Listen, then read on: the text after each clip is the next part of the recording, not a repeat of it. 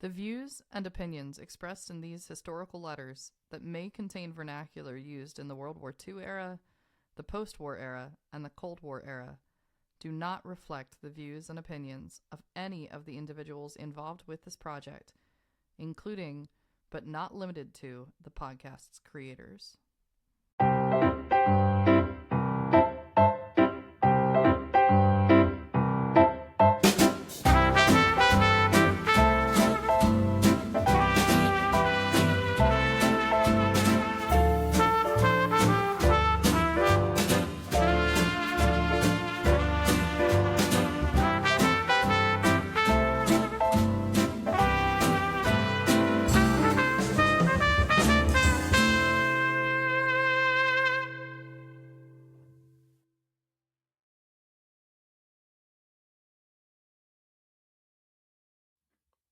Morning, Jamie.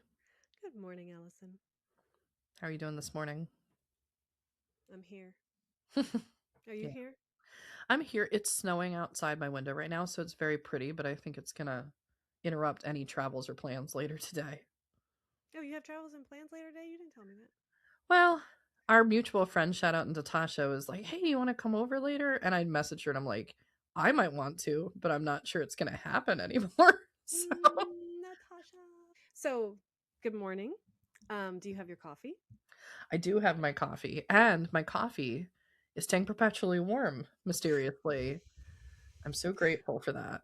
I'm honestly, when we sit here and we're sitting here for a little while with our coffees, and I try not to chug it, I needed that coffee cup warmer. I'm glad that you like yours. I love the coffee cup warmer. For that, for work, I have not had a cold cup of coffee for at least a month.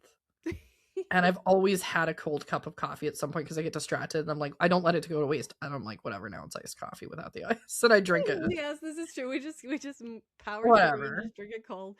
But yeah, I'm glad. I'm very glad you liked it because I was like, when I got mine, I was like, this is really nice. Yeah.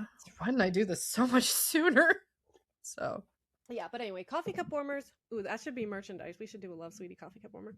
That'd be cute. Anyway, yeah. But anyway, so my goodness, Allison, Alley Cat.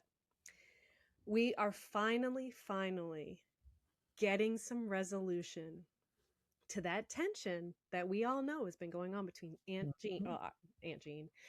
and Sweetie. Mm-hmm. And this is a good one. Like, these are some really, really good episodes. This is a good episode. Yeah, a lot. I'm not even going to say anything about the content of this episode because everyone's going to know when you hear it. I think the reaction's just going to be like, oh. Yeah, I read these. So I read these this morning to get myself, and I was like, so for most of the letters that are designated for this episode, which is episode 90, and this is entitled As Long as You Both Shall Live. Mm-hmm. That's a good one. Okay, well, we've had they have been talking. We know that there's something going on. We know that Glen is involved because there's a lot of mention of Glen. So, but we're not really quite sure why Sweetie's mad and what's been happening because Jeanne hasn't been writing. It's just been very odd time. And so this letter, this day, is where we get some not resolution. We have answers, I think. We're getting answers. Yeah. So, I guess there's really not much to set up anymore. No, I mean, just I think just our standard disclaimers and stuff like that. Hey, please like, share, and subscribe to the Love Sweetie podcast, audio channels. Follow if you can, leave a review, and check out our website at www.lovesweetiepodcast.com. I'm rushing through that because I'm too excited to get to the content. County Line Road, Hatboro, Pennsylvania, February 28th, 1951. Dear Jeanne and Glen, I received your letter on Monday while I was hanging out clothes, sat down on the cold cement steps to read it right quick, and enjoyed hearing from you both. I have a mother-in-law, as you both know, whose favorite remark is as follows: "It's none of my business, but..." And then she launches into a discussion that is actually none of her business. And I'm borrowing a leaf out of her volume right now, for though it is none of my business, I've a few opinions that I've got to get expressed, whether you abide by them or not. While I wrote that I felt it was far more important that Mama and Papa attend your wedding, I'm already feeling like the forgotten orphan, completely left out. But I've got to get my finger in the pie and stir a little, even if it is long distance. If Buster is clever enough to make your wedding ring, I don't see why he can't be twice as clever and make another on a little larger scale. It isn't that I don't trust husbands, you understand, but there are lots of women, designing women, who still respect a wedding ring, and therefore I feel it is fittin' and proper to tag your husband. A woman wears a wedding ring constantly. The husband has made the same vows, and I see no reason why he shouldn't wear one too. Lou doesn't object to his that I've ever heard of, and I might add, I'd better not hear it either. As for the engagement ring, there are several thoughts on that score. I never had one, and I'm as much and as legally married as anyone who does have them. I may as well confess that a diamond holds a sort of fascination for me, and in my little girl reasoning are to be envied. A nice one, that is. But we certainly couldn't afford a nice one like I'd like to have, and I'd rather have none than a poor excuse. Actually, if I were in a position to buy a ring, I'd never buy it. No ring could mean as much to me as this plain band, and I'd not put another one on the same finger with it to wear it thin. Lou and I have turned it on to something of a game. I look through the paper until I find an advertisement showing a picture of the ring I'd like to have, and I rush and show it to Lou. He either agrees with me or disagrees, and secretly I don't care a darn for one, and secretly he knows it, so who cares? They have hit an all-time high in price anyway, and a real nice one would cost about $350, and on up. And what I couldn't do with $350. The heck with a diamond ring. You can't eat them. Like one girl said to another who'd just received a diamond ring, I don't say it is small. I just said it looks like it is paid for. I think Buster showed his extra talents in making your ring, and I hope you'll decide that he should wear one too. I think that if it is at all possible, and it may not be since it is steel, that you should have them engraved. It is another of those blockheaded customs, of course, but just the same, the engraving in mind is still good for an extra heartwarming sensation whenever I see it or think of it. Besides, now that we're antique-minded, I believe that everything should be initialed and dated for posterity. To me, the engraving is more important than an engagement ring. Speaking of bruising your knuckle, trying it on so many times, do you remember that I used to wear Lou's and mine together for the few days before we were married?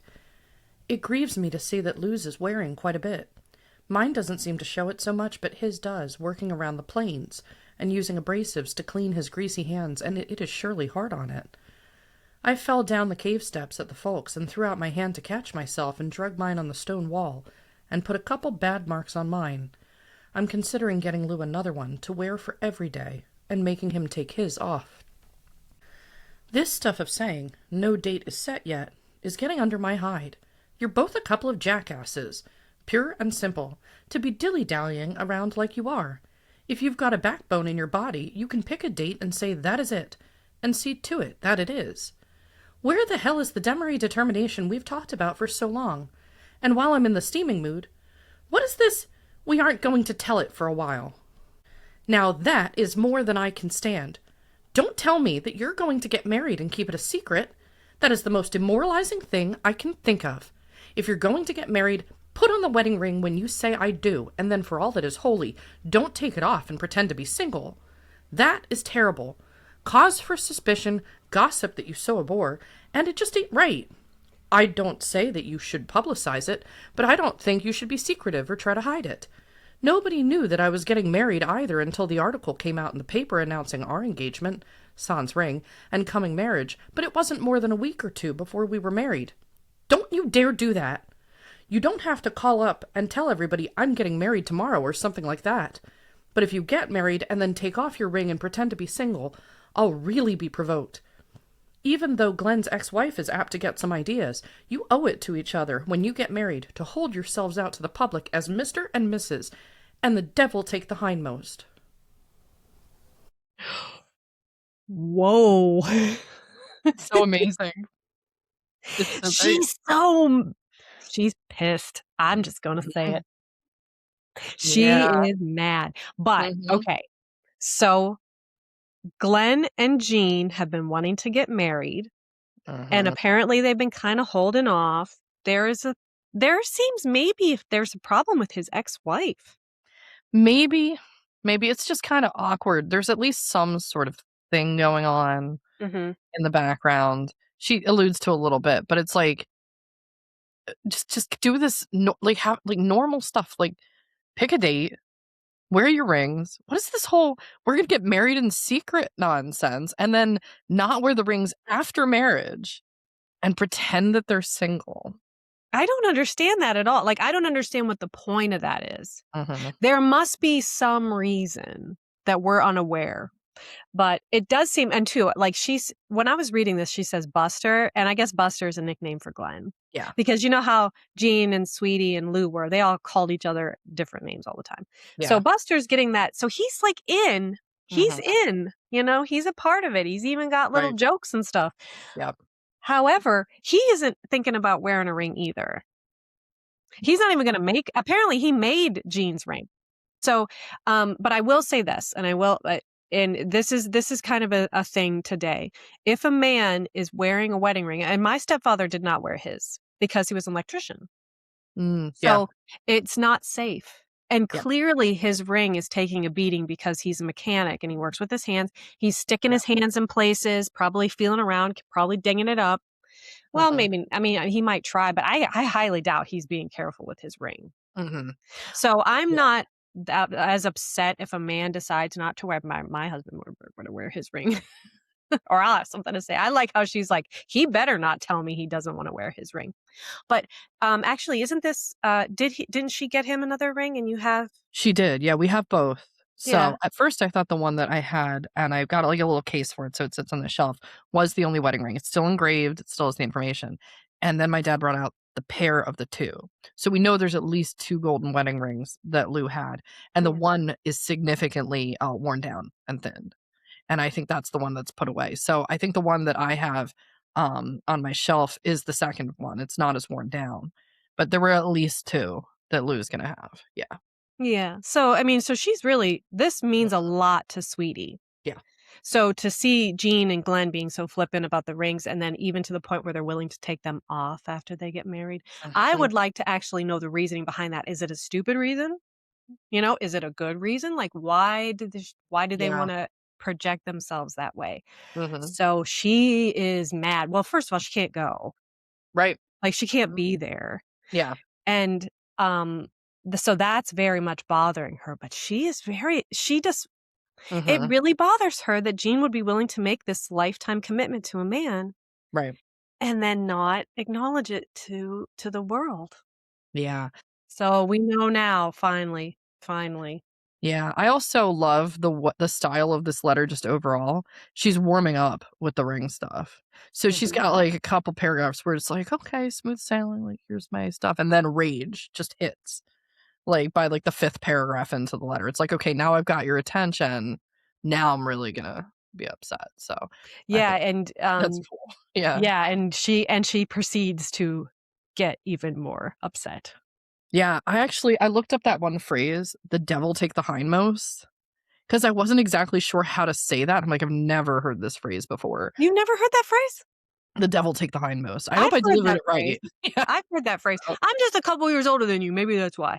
But, the No. devil take the hindmost. Yeah, I Mhm. mean, when she says getting under my hide instead of Mhm. getting under my skin, getting under my Yeah. hide, I was like, "Ooh, Mhm. I like that." Because she's saying, I'm a beast and I'm Yeah. ready to roar, and she does. But anyway, but yeah, this was a great warm up. And here's something else I've got to explode about. I think it is fine that you have decided that Papa and Doll should go with you, but you sound like you're going to make a hasty trip to Missouri to get married, and as previously mentioned, keep it a secret. Lecture 2 coming up. For people like you and I, there are exceptions, of course, where a girl has more than one marriage, but for stodgy old faithfuls like us, it is safe to assume that for people like you and I, we only get married once, and make it last a lifetime with the same Prince Charming we happen to bag. And I feel that there is a great deal to be said for the memories of a nice little wedding. How often have I seen a bridal gown on a store mannequin downtown, punched Lou and said, "I may never have looked quite like that, and you might never suspect it to look at me now, but I was a bride, once." I feel you owe it to yourself to have a little wedding of some kind. I don't say it has to be a church wedding, and I don't say it calls for a bridal gown, etc., but I do say you should have more than a wedding license and a trip to a justice of the peace, or something on that equal.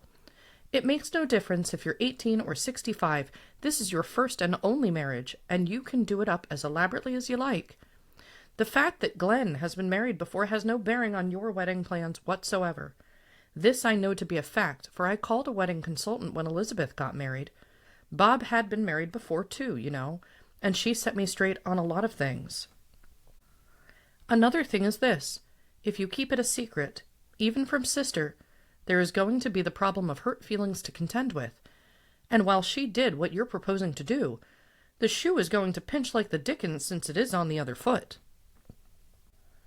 You may or may not be able to get a wedding license, marriage license rather, and keep it out of the paper.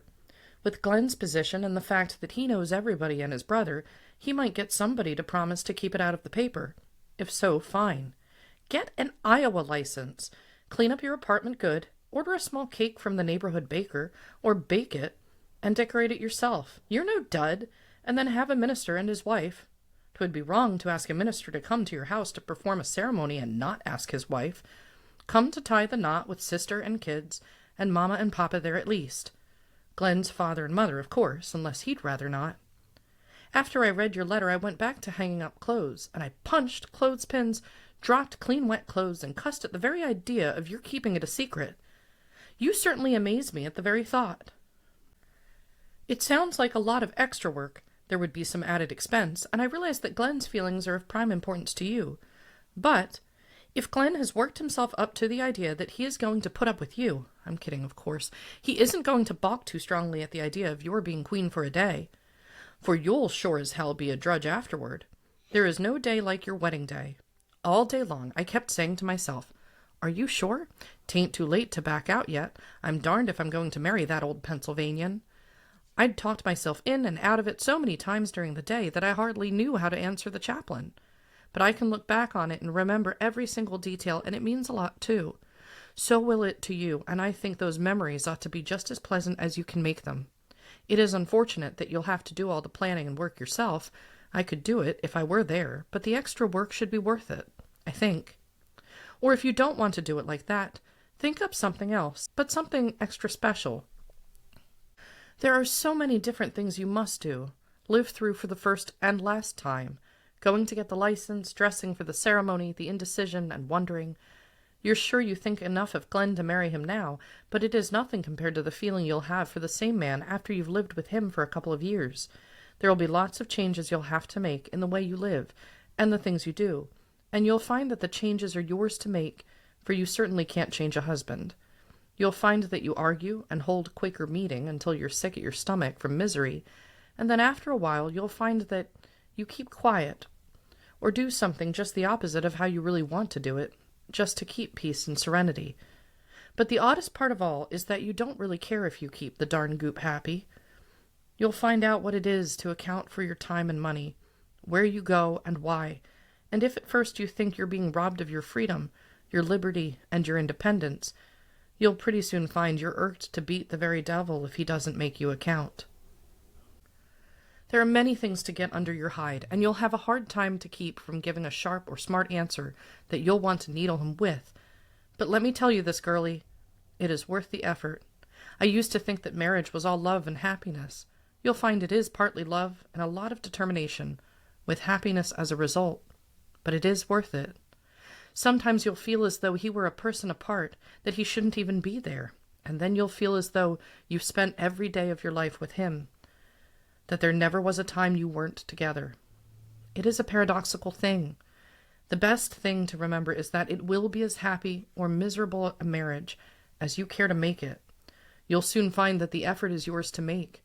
You may even have to bend over backwards, since Glen has had one unpleasant experience. Here is one more point of advice. Get him used to the idea of cold feet early. I shall be anxious to hear what you have to say to this letter. I assume that Glen will read it too, so you may pass on his reactions. I shall not argue further about the ceremony itself, but I'll crack both your skulls if you try to keep it a secret.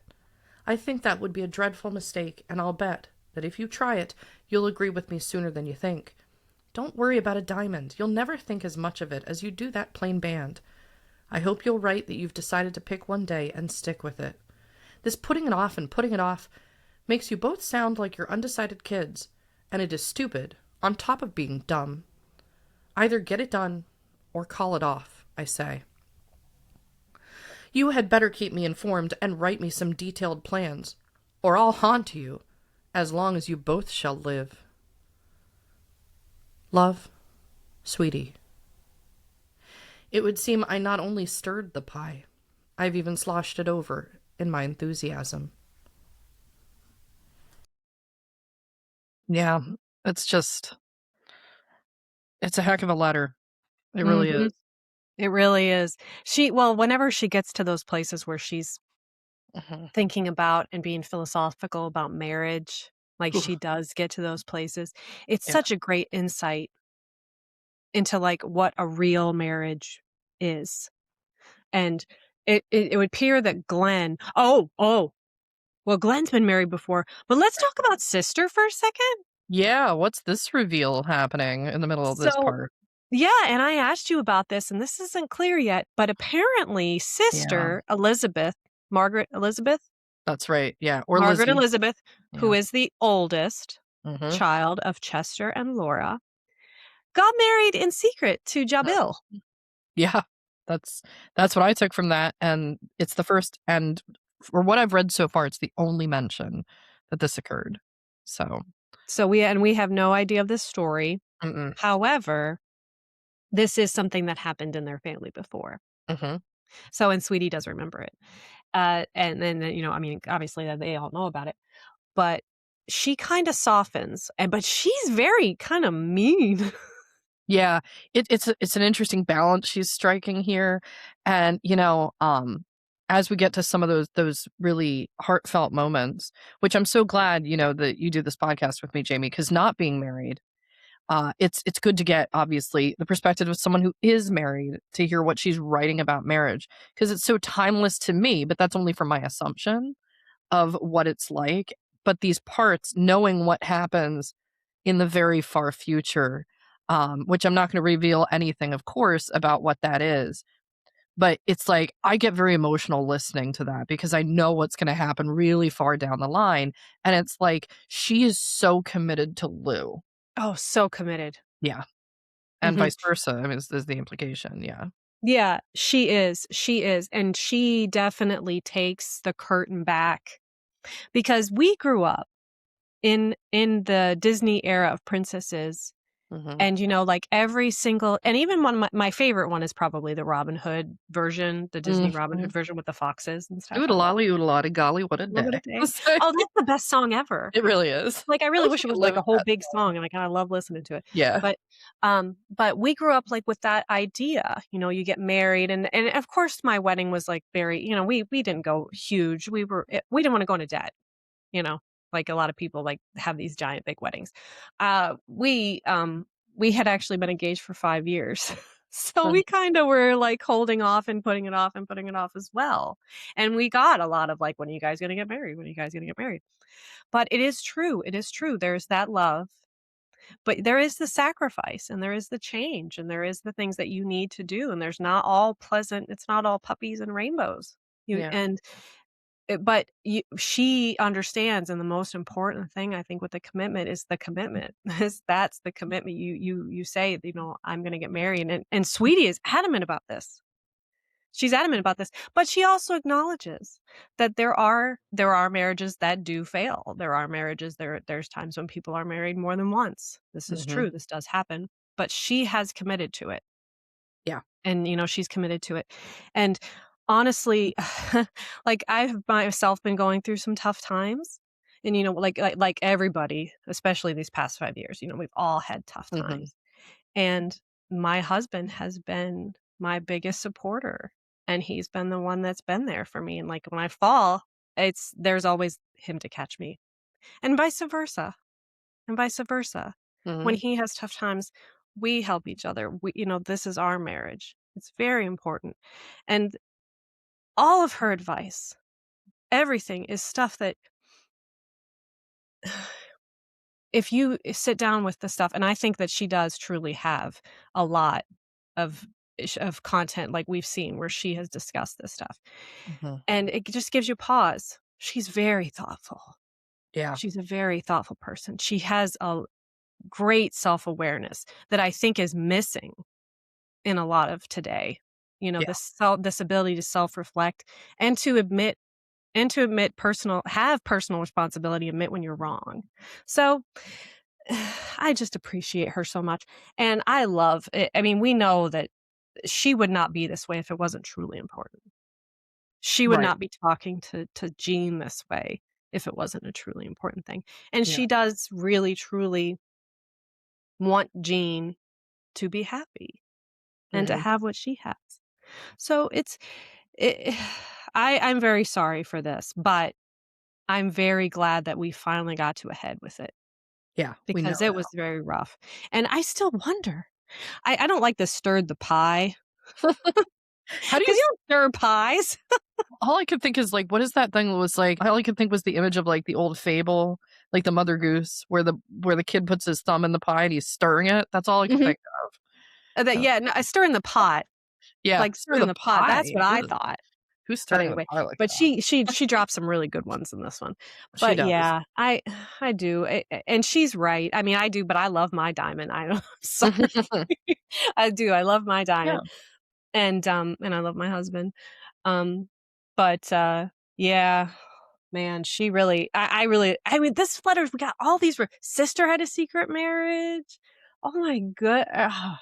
And she's mean to Jeanne. Oh gosh, this whole part where she's like, and you narrate it so well.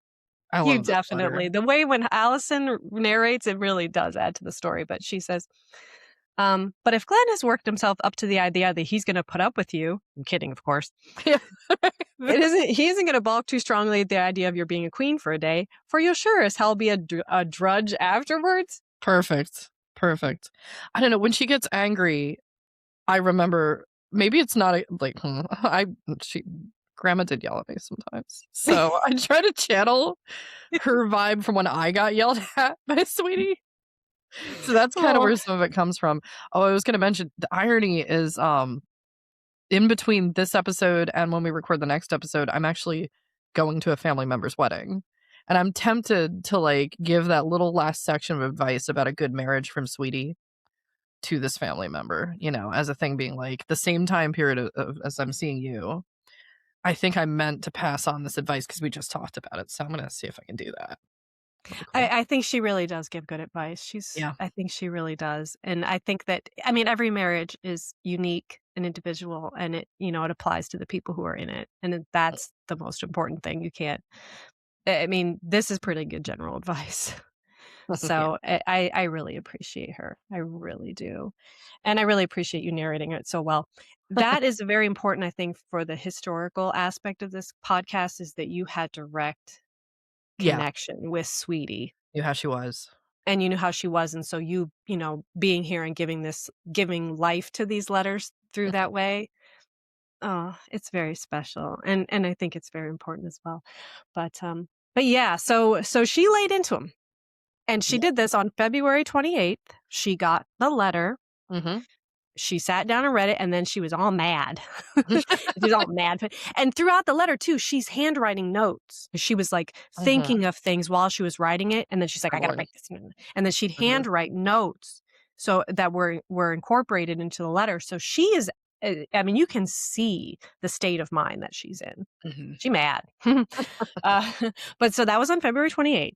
She sat down and wrote this letter and was all mad about it. And then after she was done with this, and she probably and stuffed it in the envelope, then she sat down and wrote one to Glen.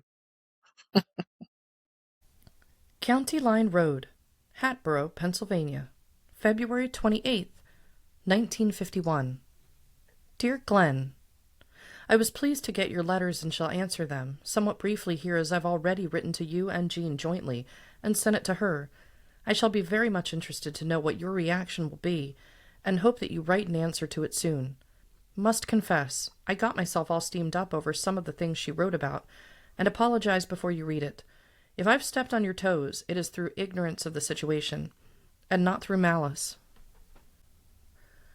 I know, as you must know too, that you and I do not quite see eye to eye on several points, as we discussed and argued them last summer, and I have not the ability to write very well, let alone try to argue by letter, and have not done too good a job in writing the letter in the first place.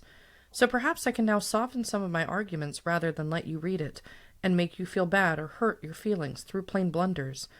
I would not do so intentionally, surely you understand that, but there are some things that I just cannot see or tolerate in my own sister, even if she is as dear to me as anything. I simply cannot see her getting married and keeping it a secret. More of that in the other letter. You wait to read it there. I admit to being a poor letter writer, and I apologize for waiting 8 weeks, as you say, to answer your little notes. But I find that letters come more frequently when you write, and so I gladly write the little notes to get little notes in return. I guess Lou and I went through the same period of indecision as to what date, etc., but we couldn't afford to dilly-dally around too long before we set the date. The war wouldn't allow it. I argued with you about that too, but we'll go on record in saying you're both making me sore. Either set a date and get it over with or call it off. You're both old enough to know what the score is, so stop acting like kids. I congratulate you and compliment you for making the wedding ring. That was indeed clever, and I know Jeanne will think more of it since you did make it. I don't think a diamond ring is so important. I used to think I wanted one, but now I've decided I wouldn't want to put another ring on with my wedding band to wear it thin. And believe me, they do, just in normal wear. And it isn't proper to wear an engagement ring on any other finger, assuming your husband gave it to you. If it is another diamond given by some other man, it is okay to wear it on the right hand. And I'd never think as much of a diamond as I do my wedding ring, so who cares whether I have a diamond or not? I don't. I think a wedding band for you, to match hers, is more important. I don't think I'd worry too much about Jean's giving up her freedom, or fretting over it once she's married. She'll wonder why she waited so long, and will wonder just why she wanted to hold on to freedom. I feel left out for sure, and could box your ears for not doing the job when I was home, waiting until now when I'm far, far away and can't even get in on the excitement and fun. Well, I've already got my 2 cents worth in on this letter and may at least have something to do with the final arrangements, even long distance. I appreciate your needling her about the beans, so that she wrote it to me. It is the best laugh I've had in a long time. I must write a family letter, so I hope you'll consider this a fit answer to your letters. Read the letter I sent to Jeanne. But let me tell you this. After you write and tell me you're married, I'm darned if I'm going to write any letter to Miss Demaree when she is legally Mrs. Joss. And if I spill the beans, I won't give a darn. Sincerely, Sweetie. Sincerely, sweetie. So she softened herself. She wasn't so mean, and she was still kind of mean, but for Mr. Glen. But she did make the point. She's like, I was out there. You guys knew you were going to get married, and now I'm here. Like, I don't want to swear. I don't want to say bad words, but I feel like those bad words would actually probably really give, like, to this situation. Yeah, she's mad. So they want to get married. She doesn't know why. They want to keep it a secret. It's kind of stupid. She wants everybody to know. And she's like, I will, when I write Jeanne, I'm going to write it to Miss Jeanne Joss. That's it. Jeanne Joss. What's Jean's first name again? Velma. Velma, yeah. Velma Jeanne Joss. I love it. Yeah. I love it. Yeah. So she softened herself up a little bit to talk to Glen, but she still kind of has a relationship where she felt that she could give him a little bit of a little bit of poke. That's what I like the most, is she knows him well enough, and she wants to build a relationship with him well enough, the way that Jeanne has with Lou, that she respects him enough to write that independent letter. She knows that, Jeanne read it. She had it in her collection. Jeanne's going to know. but it softens the blow a little bit, not by much. But Not much. yeah, but I think it was a great tactic for her to write independently to him and be like, oh, so. Well, and she makes the point. She's like, if you keep it a secret, it's going to be a mistake, and you're going to find out. And she's right. She's right. So for everything that she's saying, you know, they can take everything with a grain of salt if they want to because of the way she presented it, but she's right for a lot of it. So I wonder what the atmosphere was in that household after these letters came. And she sat down and she wrote the one to Jeanne first, you can tell, and then she says, because she talks about it, right? And she does say that she's like, I have to write a family letter. Yeah. And so she sits down on the very, very same day, February 28th. And man, she was on, what is that, a flow state? Is that what we call it now? She was like in a flow state. Yeah. And you know what's amazing, real quick about that? I don't believe this nonsense about her being a poor letter writer. I know. That was that inferiority complex peeking through. I wish I was this poor at letter writing. Right. But suppose she does sit down on the very same day, February 28th, and write a family letter. County Line Road, Hatboro, Pennsylvania, February 28th, 1951. Dear Mama, Papa, and all the rest. I've put off writing and put it off until I hardly know where to begin. A lot of the auction sales are resuming, and we are, of course, going to as many as we can. We haven't bought much, but decided we'd go through our stuff and pick out some of the less desirable pieces, and took a batch to be sold. It sold like mad, and we made out fine, making more than we had originally paid for it, and we kept the best pieces besides. We also took some calls belonging to our antique dealer friend, and set them up for auction, and he got a good price for his, and I got $2 for setting it up for him. But last Monday night, spurred on by our previous killing, we took some more things over and didn't make out at all. Don't believe we lost anything, but we didn't do much more than break even either. Lou was disappointed, as was I, and rather than let some of it go so cheap, he bid it back in himself. Had thought I could keep everything separate, but our household money is tied up in the antique money and vice versa, so I can't keep good track of it yet. I was glad to have Mama's letter. I never met Roger, and I didn't know about the chair, and paid it little attention, so hope you'll return it for me to look at again. I'm going to go to the school board meeting this coming Monday, March 5th, and hope that we do not have a verbal battle, as I've been promised by other mothers. Louis is quite anxious to go to school, providing they bring the school bus past the house, and I've about decided it is the bus that is such an attraction. He came to me the other night with a look of shock and fright on his face and said, "Look, Mama, my tooth is loose." I don't know why I hadn't told him about his baby teeth coming out before, but his surprise was evidence that I hadn't. I told him the story about mine coming out in the Black Hills, and Papa burying it under a stone, and soon talked him out of it. Since we didn't have a mountain to bury it on, Lou told him that if he put it under his pillow, he would find it was gone in the morning, and under his pillow would be a dime. He wiggled it constantly for a couple of days, and then when I could keep up with it no longer, put a string around it and jerked it out. It took 3 jerks to pull it. I was surprised when he impatiently kept telling me to try it again. He didn't know it was out the 3rd time until he saw it dangling on the end of the string. Insisted it must be washed and dried carefully for the fairy. A day or 2 later in the store, where he chats with everybody, a lady asked, "Did you knock your tooth out?" And he replied, "No, my mother knocked it out." She looked up at me with accusation on her face, and I quickly made him change it to pull instead of knock. I'm going to pause here because this is too great. I know, it's so cute. Oh my gosh. Well, she didn't tell him, so that's funny. That must have been a really big surprise. I love that Chester was like, let's bury it. In the Black Hills of South Dakota. Just if people were wondering, Sweetie, as a child, they moved around a ton.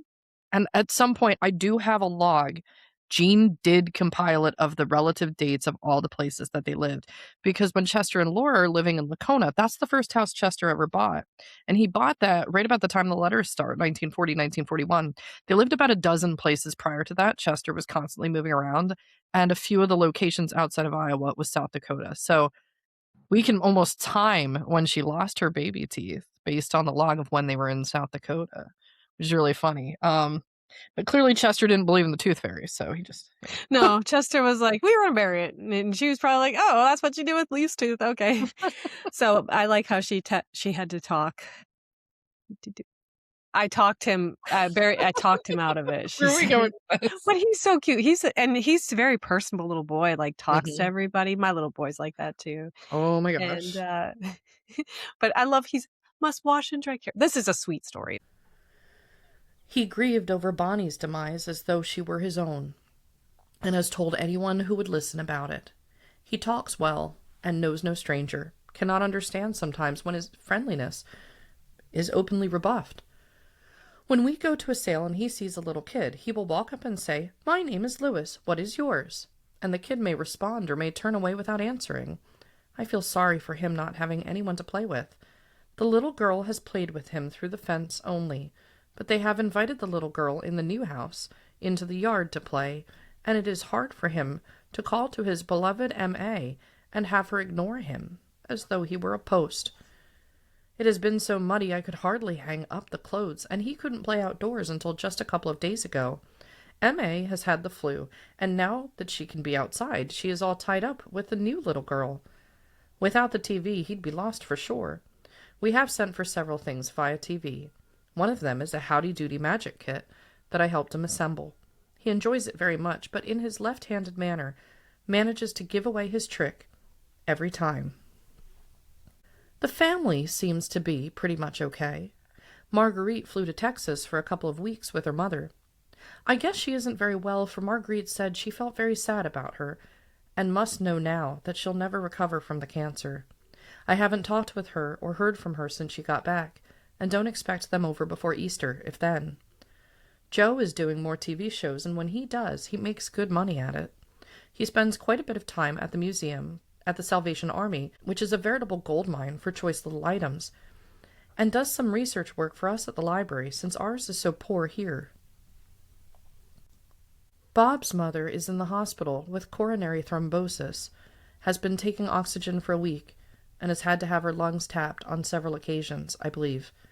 They estimate she will have to have another 6 weeks in the hospital. I wonder if she will ever leave alive.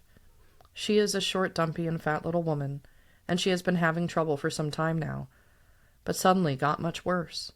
Mr. Brown has had the flu that has taken Philadelphia like wildfire, and so has Bob had it. Part of it is worry, I suspect, but they are both better now. Mr. B. has been going to Elizabeth's to eat quite frequently, but most of the time prefers to stay at home and batch. G-Mom has gotten some new teeth through the dental college at a cost of $35, and I think they are terrible. She does too, and keeps going back to see if something can't be done about them. I can see that she is noticeably pale and drawn whenever I see her, and I wish I could jack Elizabeth up right smart for actually abusing her mother as she is. On the other hand, Elizabeth hasn't been up to par since little Marguerite was born in August, and G-Mom worries a lot about her. Now, when little Marguerite is 1 year and 1 month old, there will be another little Brown. Pick up your teeth, kids. I lost both my uppers and lowers when I found it out, and I'm still open-mouthed. How is that for determination, anyway? Or could it be called that? G-Mom just groaned and said softly, "I'm going to China." It might not be so bad, except that Bobby is still in diapers and lugs a bottle around with him and is badly in need of some discipline that nobody meets out. Elizabeth declares she can't train him, when all he needs is a smart smack on the bottom. I've adopted some of Aunt Jean's Claire, and he'll toe the mark for me. G-Mom knows it, and rather than wrestle him herself, she'll call me and say, "Will you take Bobby upstairs for me and get him ready for bed while I heat his bottle?" He'd run from her at the very mention, but when I say, "Come here, Bobby, it is bedtime," he comes. Little Marguerite is about the most docile kid I've ever seen. She'll lay for hours, talking and playing, and rarely cries. But there is the work of diapers, baths, and feeding, etc., that is hard on G-Mom. I'm afraid I'll miss the mailman, so I'll stop right now and try to write again in a day or two.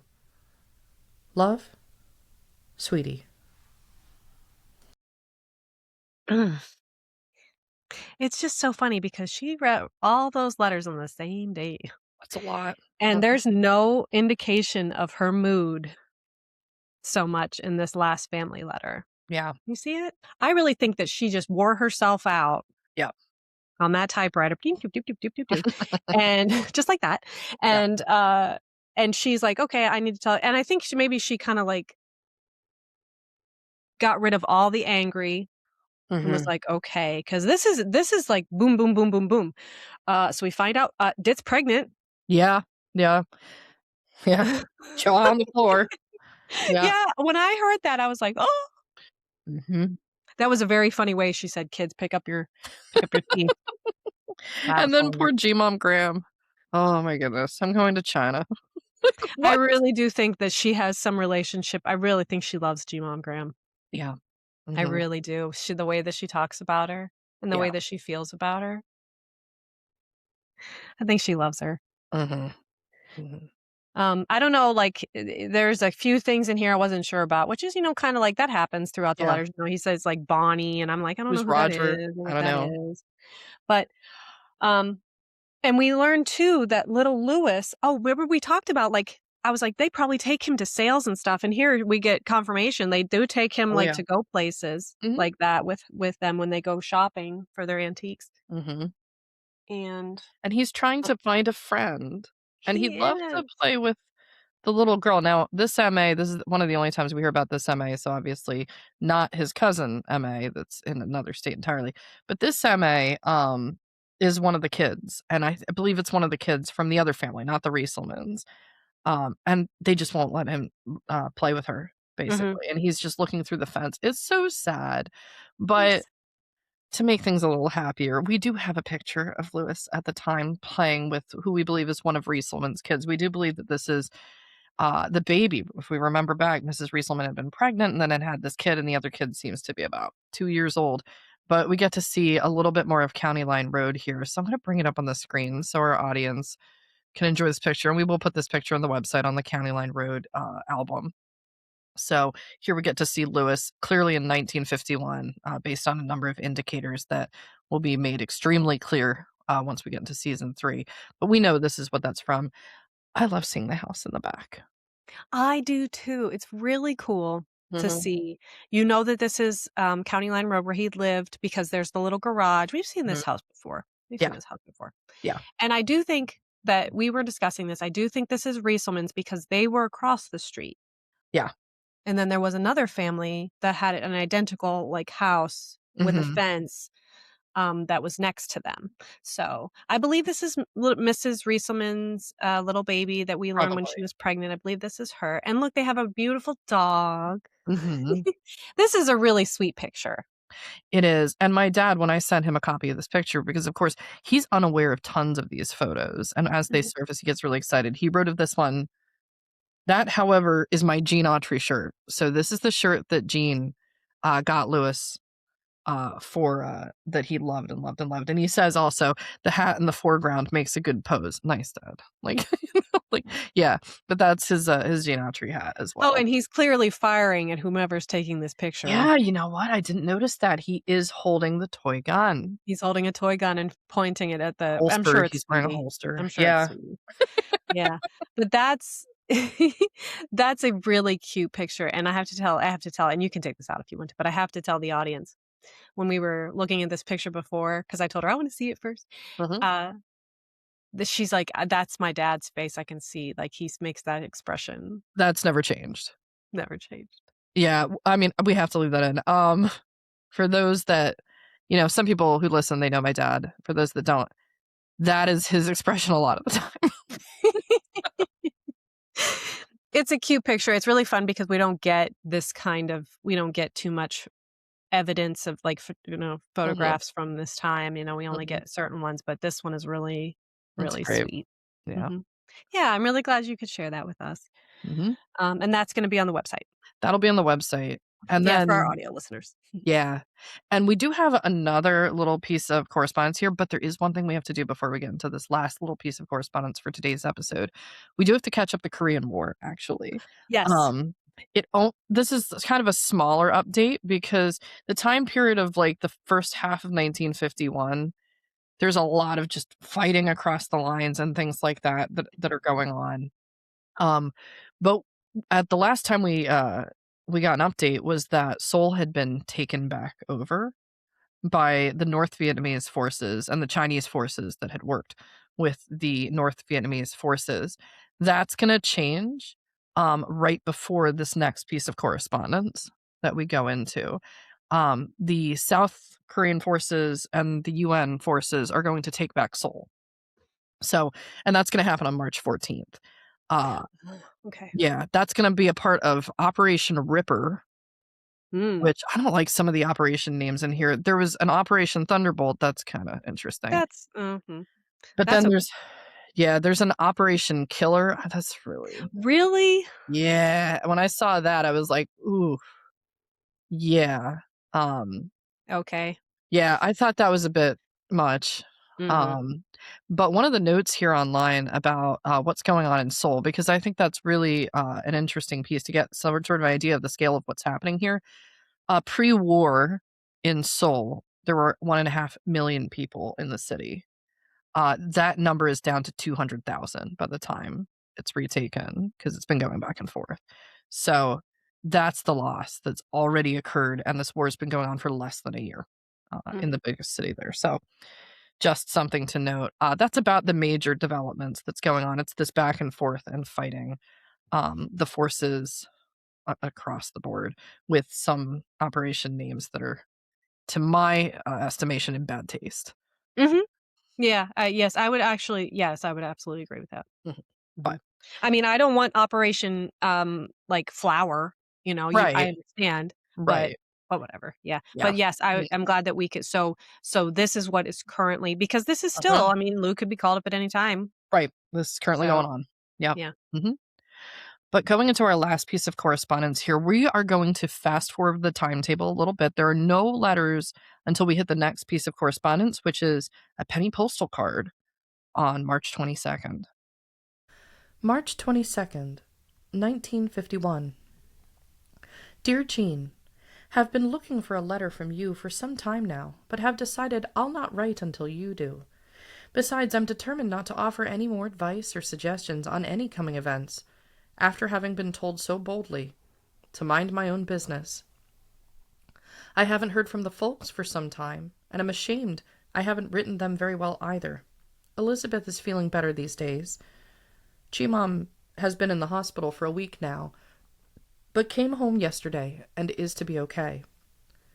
Mrs. Brown is still in with her heart condition, and I often wonder if she'll ever leave for home. Aside from Lewis's quite frequent sore throat, we're okay. You'll have to write before I do. Happy Easter. Write me about Mama and Papa, if nothing else. Love, Sweetie. So, no correspondence. That's, like, No. almost a month after she wrote her letters. Ooh. Yeah, So it would seem that Jeanne is probably a little upset too. it would seem. Yeah, she Mhm, didn't like mhm. the interference, but whatever. But we're not gonna find any more out today. That Nope. was our last piece of correspondence, Hmm. but it was a good one. So Yeah. we are into March 1951 Hmm.